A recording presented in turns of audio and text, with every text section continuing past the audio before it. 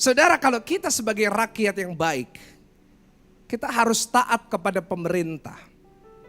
Maka saya percaya kita sebagai orang Kristen yang baik, kita sebagai jemaat yang baik, kita juga harus taat kepada keputusan Tuhan. Sama-sama tulis di live chat, keputusan Tuhan.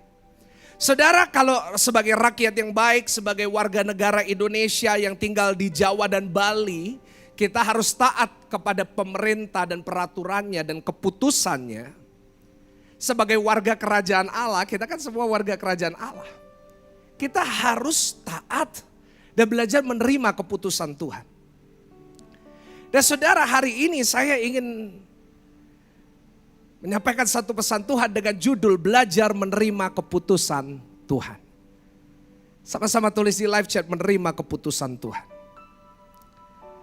Saudara, ini adalah satu hal yang menurut saya sangat penting. Karena mungkin hari ini keputusan Tuhan dalam hidup saudara tidak sesuai dengan keinginan kita.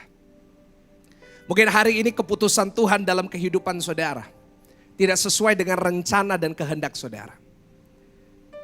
Saudara, keputusan Tuhan buat bangsa kita Indonesia adalah kita harus mengalami ini. Ini diizinkan oleh Tuhan terjadi. Dan saya mau katakan kepada jemaat, ayo kita belajar menerima keputusan ini. Jangan kita marah, jangan kita ngomel, ya kan? Tetapi kita harus belajar untuk menerima keputusan Tuhan. Saya tulis seringkali keputusan Tuhan gak sesuai dengan keinginan kita. Seringkali kita inginnya semua kembali normal seperti dulu lagi. Tentunya saudara, saya sebagai pastor di mana saya menggembalakan ribuan jemaat di kota Surabaya, di GSJS Pakuwon Mall. Keinginan saya adalah untuk gereja bisa tetap buka. Setuju dengan saya? Siapa saudara di rumah yang ingin gereja buka? Wah, saya lihat banyak.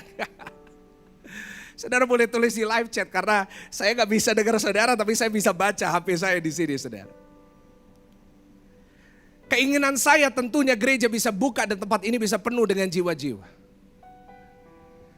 Kalau sekarang di hadapan saya kursi-kursi kosong, saya menangis dalam hati saya. Kenapa?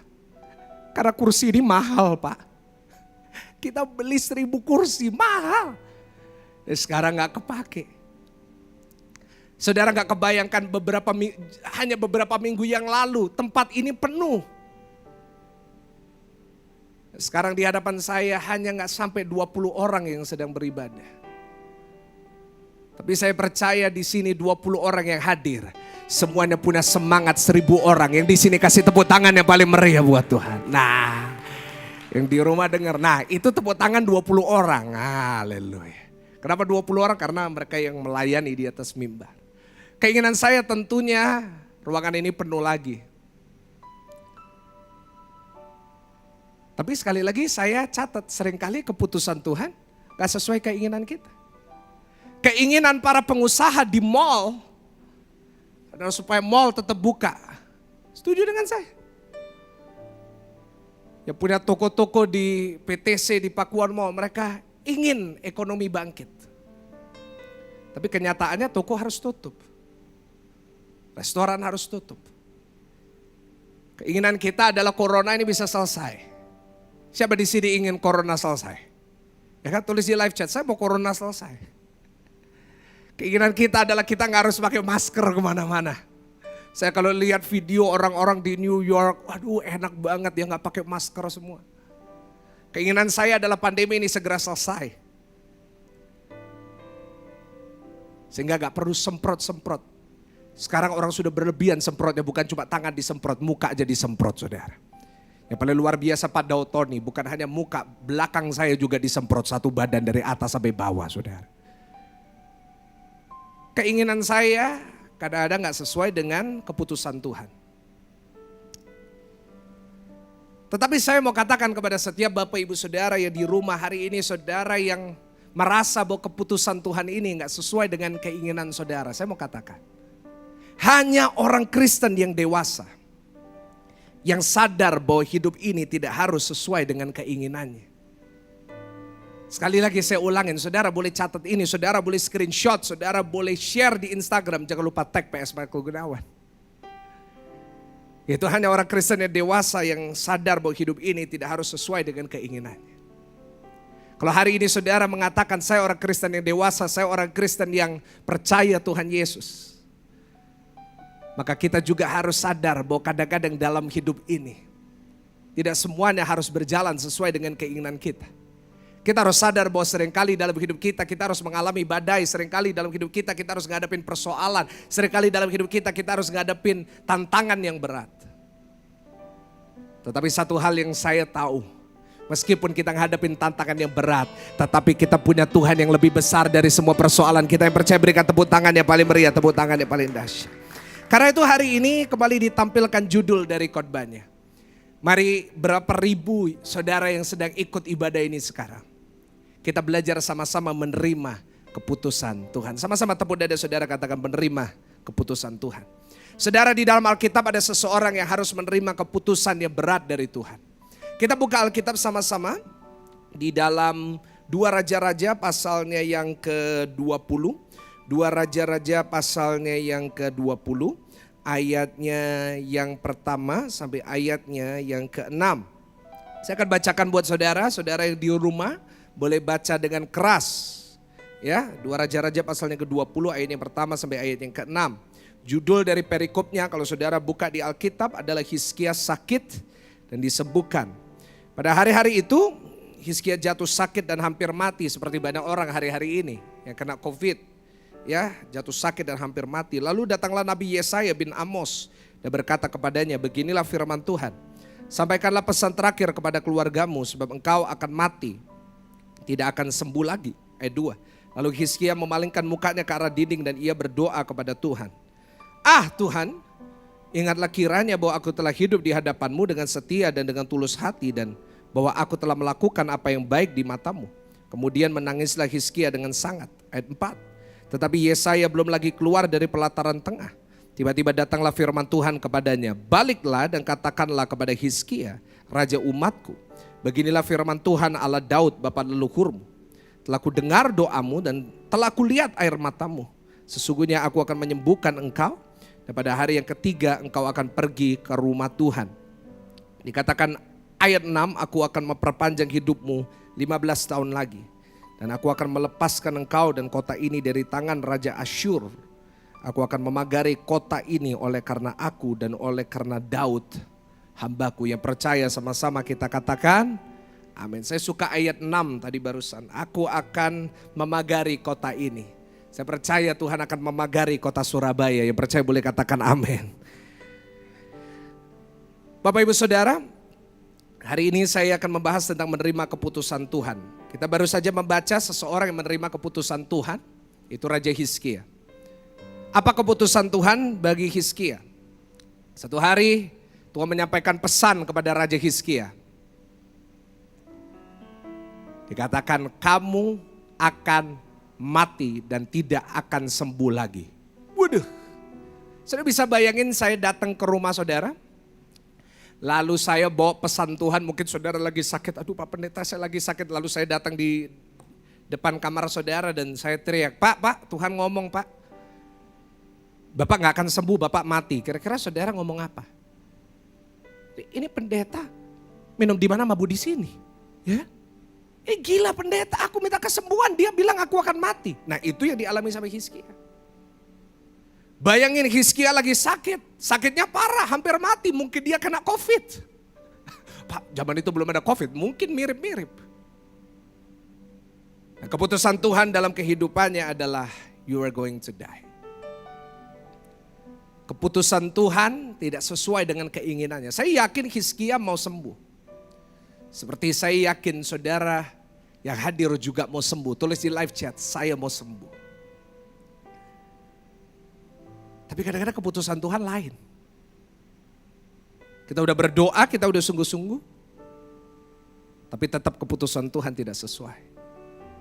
Hizkia menerima kabar buruk dari Nabi Yesaya. Saudara tahu saat kita menerima kabar buruk kadang-kadang kita stres, kadang-kadang kita takut, kadang-kadang kita khawatir, kadang-kadang kita gelisah. Sekarang setiap hari saya lihat di Instagram story saya. Semua kabar buruk.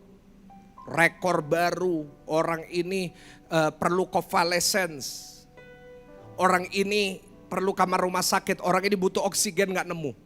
Berita buruk, terutama WA saya adalah WA di mana jemaat kirim pokok doa. Waduh saudara, berita buruk setiap hari masuk. Pak, kondisi saya kurang baik, Pak, saturasi saya di bawah 85, Pak tolong bantu saya. Dan saudara, kadang-kadang saat kita menerima kabar buruk, saat kita membaca kabar buruk, kita bisa gelisah, kita bisa takut.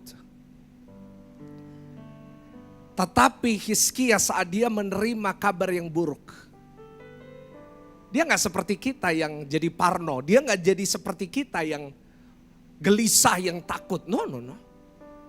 Tetapi respon dari Hizkia membuat hati Tuhan tergerak untuk menyembuhkan dia.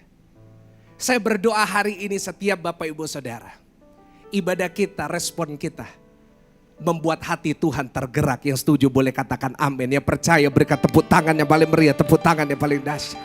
Tulis di live chat, hati Tuhan tergerak. Saudara, karena respon Hizkia,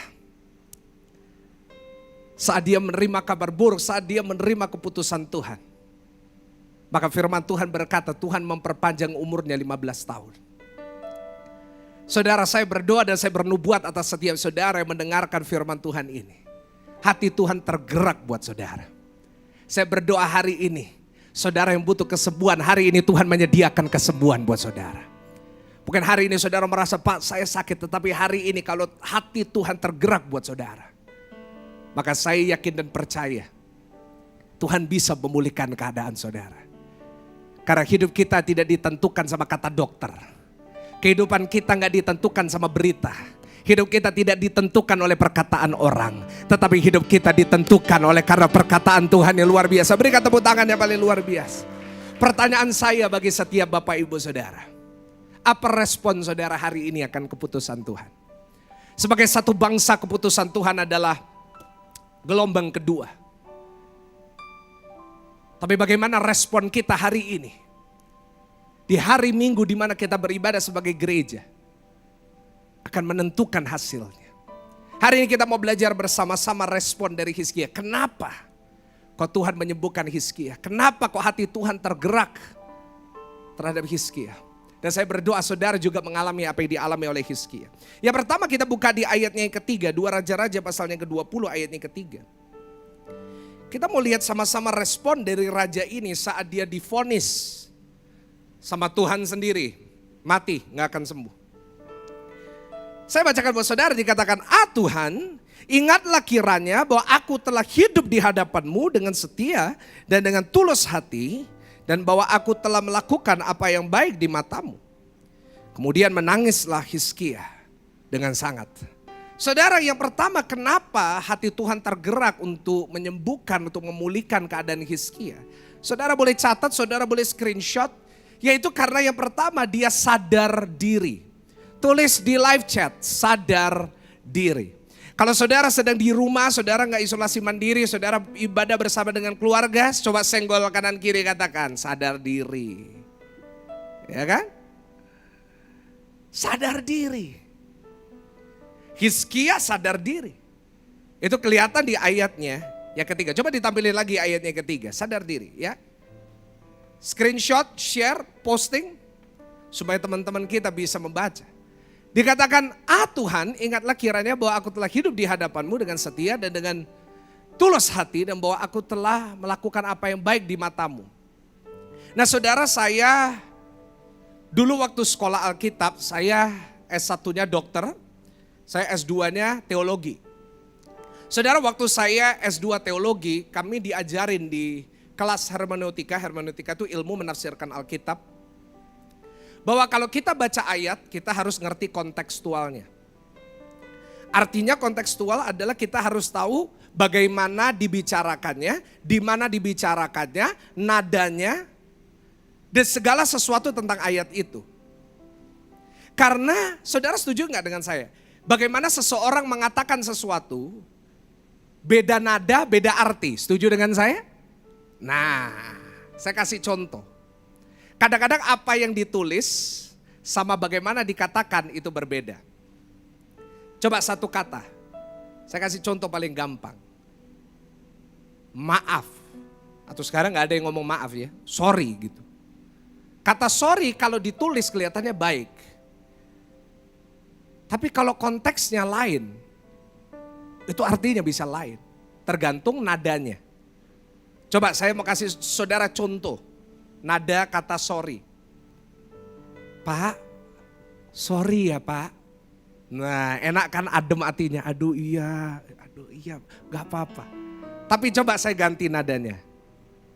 Ya sorry. Nah itu namanya bukan minta maaf tapi nantang saudara. Atau kata iya. Iya itu positif. Tapi nadanya kalau beda artinya beda. Coba bedain. Iya. Sama coba kalau di rumah ibu-ibu ngomong sama suaminya ngomong apa? Ibu-ibu jawab iya, iyanya tapi lain. Iya ya. Itu. Kalau nadanya beda artinya beda. Karena itu kalau kita baca ayat di ayat yang ketiga tadi, kita harus ngerti nadanya. Karena beda nada sama katakan apa? Beda arti. Tulis di live chat beda arti. Coba kita baca ayat yang ketiga. Nah saya mau bacakan di dua versi. Artinya bisa lain. Kalau Hizkia marah sama Tuhan, nadanya kayak gini. Tuhan, ingatlah kiranya bahwa aku telah hidup di hadapanmu dengan setia. Dan dengan tulus hati aku melakukan apa yang baik di matamu. Nah, tapi coba saya kasih versi yang kedua. Dikatakan, Tuhan, ingatlah kiranya bahwa aku telah hidup di hadapanmu dengan setia. Dan dengan tulus hati dan bahwa aku telah melakukan apa yang baik di matamu. Iya saudara, saya dulu kepingin jadi artis tapi gak kesampaian saudara. Tapi lihat bedanya. Nah yang mana yang benar Pak? Hizkia ngomongnya seperti yang mana? Itu bisa dilihat di bagian akhir di sini. Kemudian apa saudara? Menangislah Hizkia dengan sangat. Kalau kita marah rasanya sulit untuk nangis ya. Tapi kalau kita sedih kita nangis. Artinya yang benar adalah yang kedua.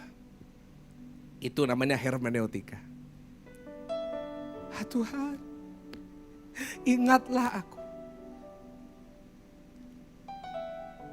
Ingatlah aku. Tulis di live chat, ingatlah aku. Sama-sama tepuk dada saudara katakan, ingatlah aku. Lihat responnya Hizkia. Tuhan, ingatlah akan aku. Aku telah melakukan yang baik di hadapan. Maka dia menangis. Ini menunjukkan bisa ditampilkan poin yang pertama. Kenapa Tuhan memutuskan untuk menambahkan usia untuk Hizkia? Kenapa Tuhan hatinya tergerak kepada raja ini yang sudah divonis mati? Karena dia sadar diri. Ini respon yang Tuhan mau dari orang-orang percaya. Saya berharap ini adalah respon Bapak Ibu Saudara di masa-masa seperti ini. Saya tahu mungkin ini masa yang sulit buat saudara. Saya tahu mungkin ini masa yang tidak enak buat saudara. Tapi mari kita belajar sama-sama untuk sadar diri. Apa yang merupakan respon saudara hari ini akan menentukan beberapa bulan yang akan datang. Kalau hari ini respon kita adalah sadar diri, maka beberapa bulan ke depan Tuhan akan menolong saudara. Tuhan akan memulihkan keadaan saudara. Saudara, kenapa yang namanya Hizkia berkata Tuhan ingatlah?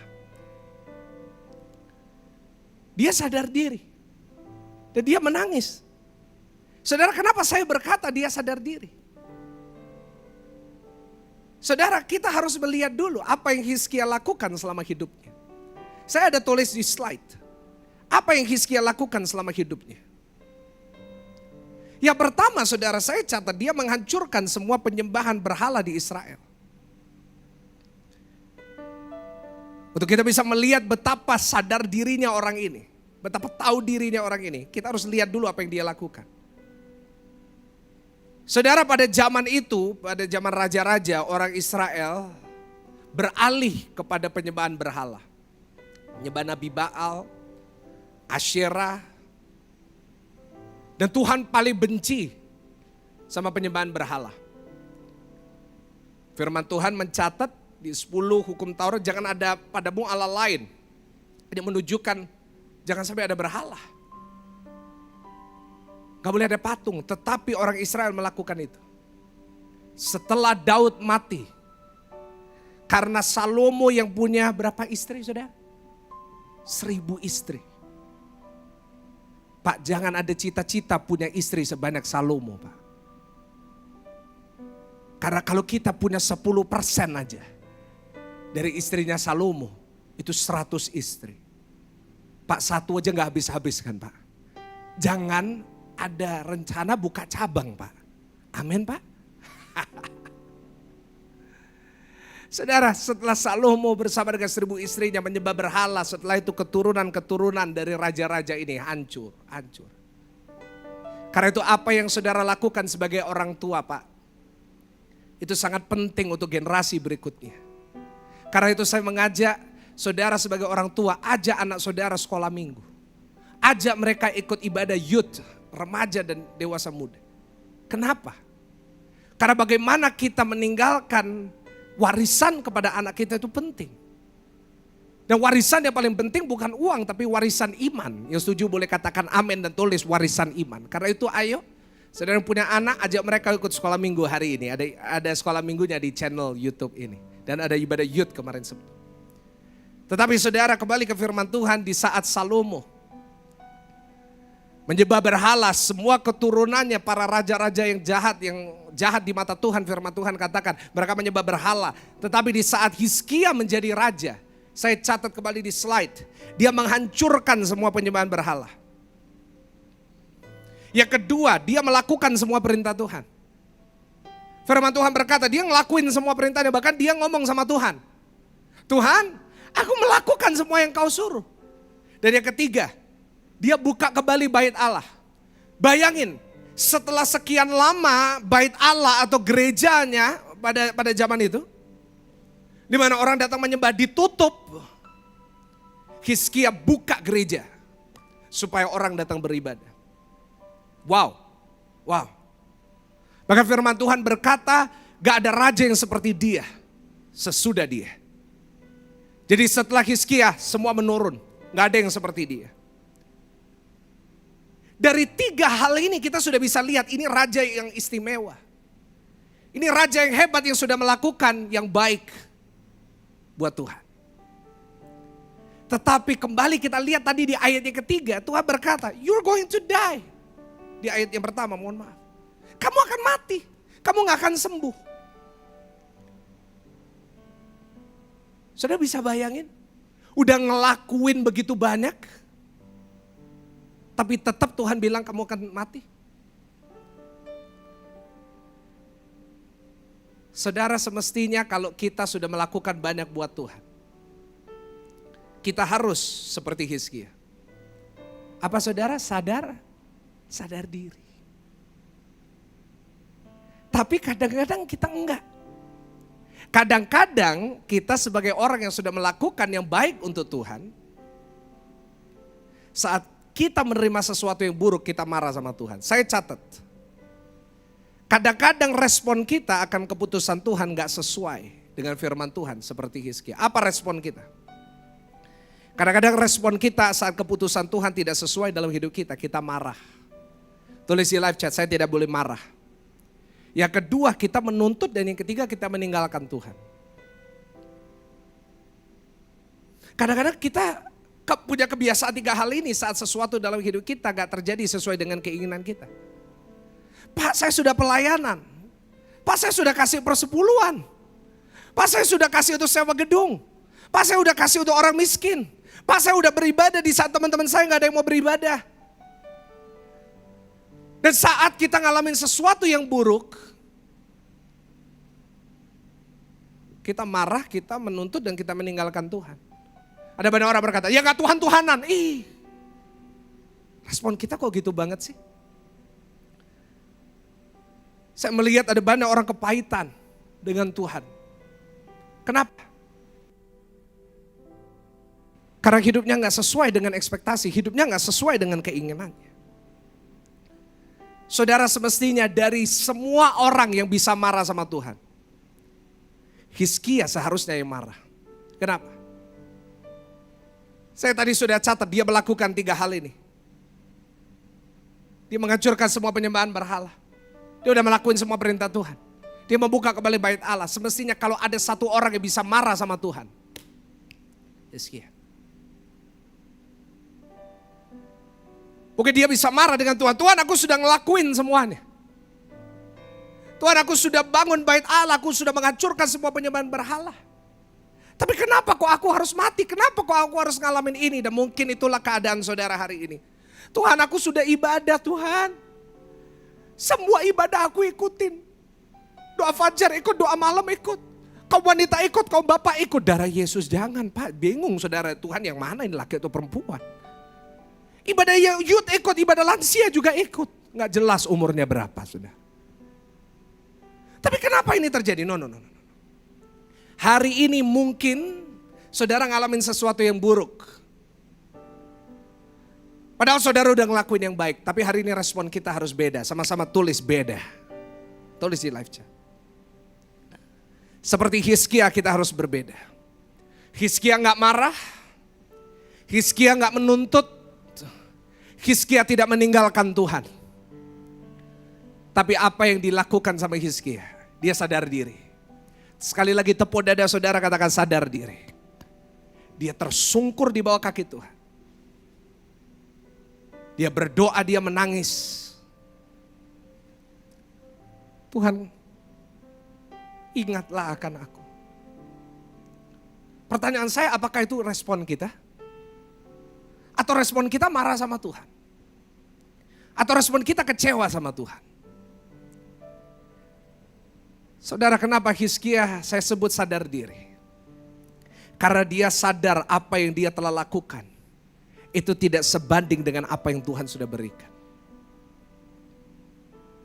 Kenapa Hizkia sadar diri?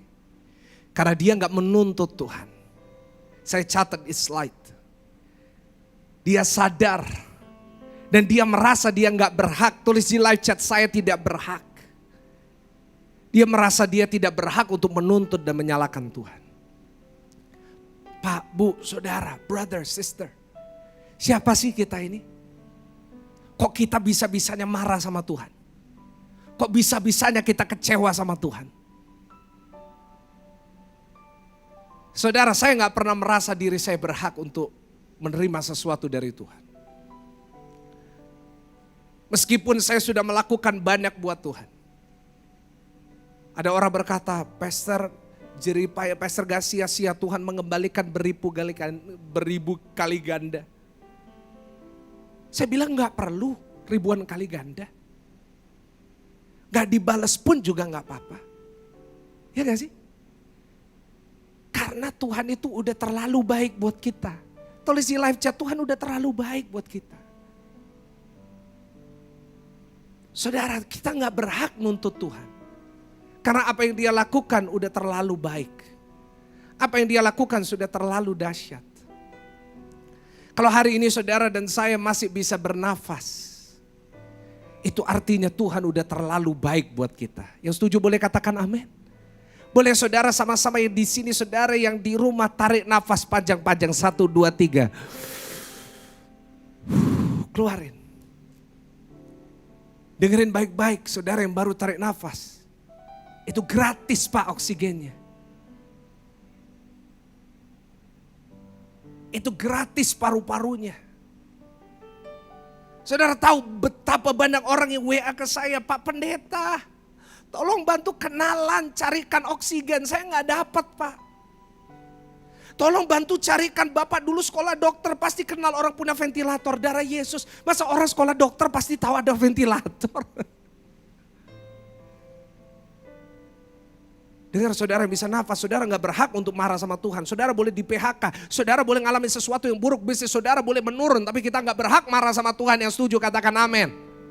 Karena kalau hari ini kita bisa nafas, kalau hari ini kita masih bisa jalan, itu semua karena kasih karunia Tuhan yang luar biasa. Berikan tepuk tangan yang paling dahsyat.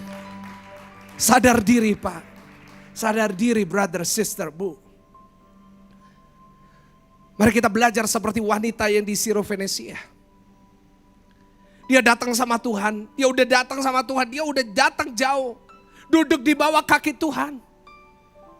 Dia minta tolong, Tuhan tolong aku. Tuhan bilang, gak layak memberikan roti yang disiapkan buat anak diberikan pada anjing, darah Yesus. Coba saudara hari ini datang ke gereja lalu saya bilang, Pak sorry saya gak bisa doain karena gak layak memberikan doa yang dimaksudkan buat anak, buat anjing. Nah saudara kira-kira gimana? Saya bilang ya udah gak GSJS-an, gak usah Pastor Michaelan, masih minta doa aja dibilang anjing. Nah gitu. Padahal saudara kadang-kadang saya suka dibilang anjing. Kenapa? Karena saya punya anjing dan kadang-kadang saya lihat, kadang-kadang anjing itu lebih baik dari manusia. Saya punya 2 anjing, Bob and Molly, aduh baik gitu, setia gitu. Saya ngomongnya kadang-kadang teriak gitu, dia tetap sayang sama saya. Nah, tapi saudara bayangin wanita di Venesia, dia dibilang anjing, dia bilang Tuhan iya Tuhan aku anjing. Tapi setidaknya aku dapat remah-remahnya, itu loh. Hari ini kalau meskipun kita gak dikasih roti, kita gak dikasih kesembuhan, kita gak dikasih berkat, kita gak dikasih pemulihan. Tetapi kalau hari ini kita dikasih remah-remahnya saja pun itu sudah lebih dari cukup karena kita sadar diri. Yang mau berikan tepuk tangan yang paling meriah, tepuk tangan yang paling meriah. Saya berdoa saudara yang mendengarkan firman ini di channel GSJS. Kita jadi orang-orang Kristen yang sadar diri. Saya tulis datanglah kepada Tuhan dengan 3 sikap ini. Siap saudara? Catat, screenshot. Share ke teman-teman saudara, datang sama Tuhan di masa-masa ini sampai nanti akhir dari PPKM darurat. Datanglah kepada Tuhan sampai meskipun nanti kita sudah kembali normal, corona udah selesai, kita bisa traveling lagi. Kemarin ada orang posting tentang Singapura, semua sudah senang, habis ini bisa ke Singapura. Sabar, vaksin dulu, ya. Yang pertama datang sama Tuhan dengan merasa tidak layak. Jangan merasa pantas di hadapan Tuhan. Yang kedua datang kepada Tuhan dengan rasa bersyukur sama Tuhan. Apa yang saya punya itu lebih dari cukup. Dan yang ketiga datang dengan berserah kepada Tuhan. Saya pernah khotbahkan beberapa minggu yang lalu, jangan menyerah. Hari ini kita tidak boleh menyerah tapi kita harus berserah sama Tuhan. Nah hari ini saya percaya kalau kita sadar diri dan kita melakukan 3 hal ini. Maka hati Tuhan akan tergerak buat saudara dan saya. Amin saudara. Boleh kita berikan tepuk tangan sekali lagi yang paling dahsyat buat Tuhan. Supaya kita gerakkan tubuh kita juga. Dan yang kedua, kalau yang pertama kenapa hati Tuhan tergerak buat Raja Hizkia. Karena yang pertama dia apa saudara? Sadar diri. Yang kedua, yang terakhir untuk hari ini. Kenapa Tuhan berbelas kasihan? Kenapa Tuhan tergerak hatinya? Itu Raja Hizkia. Karena yang kedua, karena dia menerima belas kasihan Tuhan. Tulis sama-sama di live chat, saya perlu belas kasihan Tuhan. Ya di sini tepuk dada saudara katakan, saya perlu belas kasihan Tuhan. Seringkali nggak ada cara lain untuk kita dipulihkan, nggak ada cara lain untuk kita disembuhkan, nggak ada cara lain untuk kita diberkati selain dari kita menerima belas kasihan Tuhan. Yang setuju boleh katakan amin. Belas kasihan Tuhan itulah yang membuat mustahil jadi mungkin. Seorang wanita bernama Hana ditutup kandungannya. Tapi saat belas kasihan Tuhan ada buat Hana, dia akhirnya bisa punya anak. Bukan hanya 1 tapi 7. Seorang yang sudah pendarahan 12 tahun, udah datang ke semua dokter gak ada yang bisa sembuhin. Hanya karena hati Tuhan berbelas kasihan atas dia. Dia sembuh total. Seorang kusta yang dianggap terkutuk, seorang kusta yang orang gak berani dekat. Mungkin hari-hari mirip dengan COVID ya, kalau orang positif COVID gak ada yang berani dekat-dekat. Harus isolasi mandiri, tahu gak sebelum orang COVID isolasi mandiri, orang kusta harus isolasi mandiri juga. Kemanapun orang kusta dia datang harus bawa bel. Saudara bisa bayangin kemana-mana bawa bel buat apa? Dia harus teriak dulu, kusta, kusta, kusta. Supaya kalau dia lewat semua orang minggir. Harus jaga jarak 2 meter. Mirip, Alkitab juga udah ada social distancing. Jangan bilang Alkitab ketinggalan zaman, yang percaya katakan amin. Tapi saat orang kusta ini yang dia udah gak bisa sembuh sampai hari ini gak ada obat buat kusta ya. Saya pernah ke panti kusta, bukan hanya ada panti asuhan tapi saya pernah ke panti kusta. Itu gak bisa sembuh, tangannya lepas gitu, tiba-tiba lepas. Saya datang ke panti kusta, saya ajak salaman, dia salaman gak ada tangannya. Saya bingung di mana tangannya, dia tertawa, hilang Pak, darah Yesus. Nah itu semangat hidupnya. Seorang kusta yang gak bisa sembuh. Karena belas kasihan Tuhan sembuh. Hari ini mungkin COVID gak ada obatnya. Mungkin saudara berada dalam situasi yang buruk. Dengerin baik-baik, kalau Tuhan berbelas kasihan, saudara bisa disembuhkan sama Tuhan. Berikan tepuk tangan yang paling meriah, tepuk tangan yang paling dahsyat.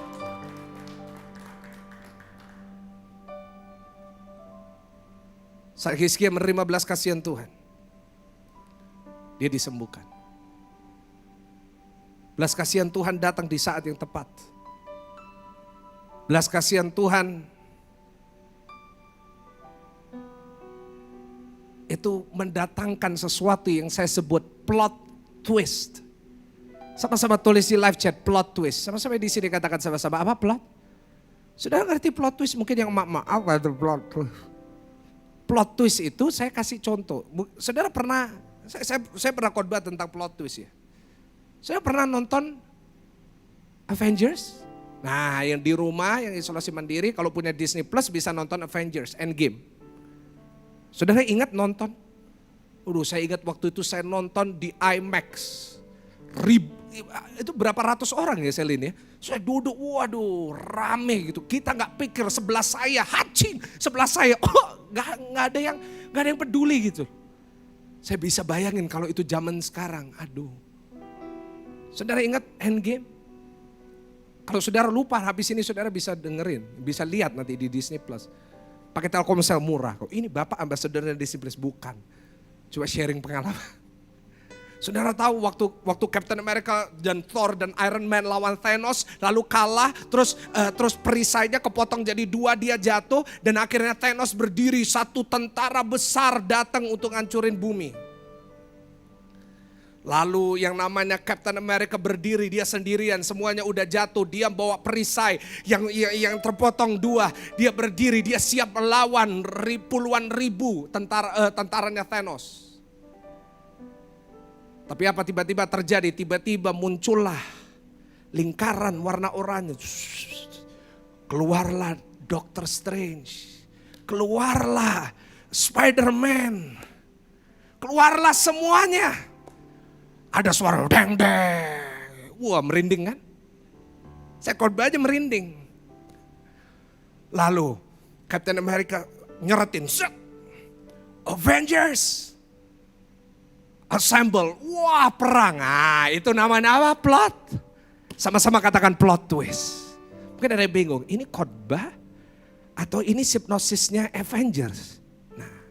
No. Saya cuma mau jelasin plot twist.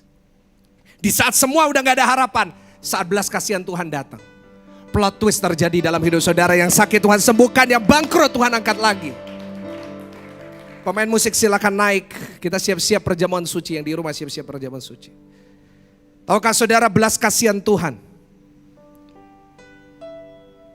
itu mengalahkan ketakutan. Hari ini banyak orang sedang takut, ada yang lagi takut hari ini? Kita takut kena COVID. Kita takut kena virus, kita takut mati. Apa sih yang kita takutkan? Ini terakhir. Ini pesan Tuhan yang kemarin Tuhan taruh dalam hati saya sebagai penutup. Apa yang kita takutkan? 3 hal. Kita takut mati. Ada yang takut mati di sini? Kenapa kita takut COVID? Kita takut mati, kita takut gak bisa nafas. Yang kedua, ketakutan kita gak bisa mengendalikan situasi. Kita paling takut kita kehilangan kontrol. Yang ketiga, kita takut miskin. Apa saudara? Boleh ulangin sama-sama, kita takut apa? Kita sering berkata jangan takut. Apa sih yang kita takutin? Kematian? Tidak bisa mengendalikan situasi. Yang ketiga apa saudara? Kita takut miskin. Saya mau katakan kepada saudara. 3 hal yang kita takutkan ini. Itu semua tugasnya Tuhan. Itu semua tugasnya Tuhan. Tulis di live chat. Apa tugasnya? Kembali ke slide sebelumnya. Kembali ke slide sebelumnya. Dikatakan seperti ini. Apa yang kita takutkan? Saya catat, kematian. Kematian. Tapi dengerin, itu tugasnya Tuhan, urusannya Tuhan. Yang setuju katakan amin. Firman Tuhan berkata mati hidup di tangan Tuhan. Ada amin? Yang kedua, tidak bisa mengendalikan situasi. Saat kita gak bisa mengendalikan situasi, Tuhan yang pegang kendali. Itu urusannya Tuhan. Yang ketiga, miskin. Firman Tuhan berkata, yang membuat kaya bukan kerja keras kita. Yang membuat kaya adalah Tuhan. Kembali ke slide setelah ini. Itu urusannya Tuhan. Yang setuju katakan amin. Sebagai slide-slide terakhir. Sambil kita mempersiapkan roti dan anggur kita. Saudara yang di rumah boleh pakai roti dan sirup mungkin. Hari ini apa yang kita takutkan itu semua tugasnya Tuhan. Karena itu saya catat. Uruslah urusanmu. Biar Tuhan urus urusannya. Boleh katakan amin saudara? Jangan kita ikut-ikut urusannya Tuhan. Jangan kita takut tentang urusannya Tuhan. Biar Tuhan yang urus urusannya. Kalau memang waktunya mati pasti mati. Tetapi kalau Tuhan masih punya rencana atas hidup saudara, saudara gak akan mati. Itu bukan bidang kita. Apa urusan kita? 3 urusan kita. Yang pertama beribadah kepada Tuhan. Yang kedua berserah kepada kehendak-Nya. Dan yang ketiga urusan kita adalah kita memohon belas kasihan Tuhan. Biar Tuhan urus urusannya, biar Tuhan yang menjagamu, biar Tuhan yang melindungimu, biar Tuhan yang menyembuhkanmu. Urusan kita, ayo kita beribadah. Sepanjang hari ini kita ada ibadah. Ayo kita ibadah. Berserah sama Tuhan. Kita mohon belas kasihan.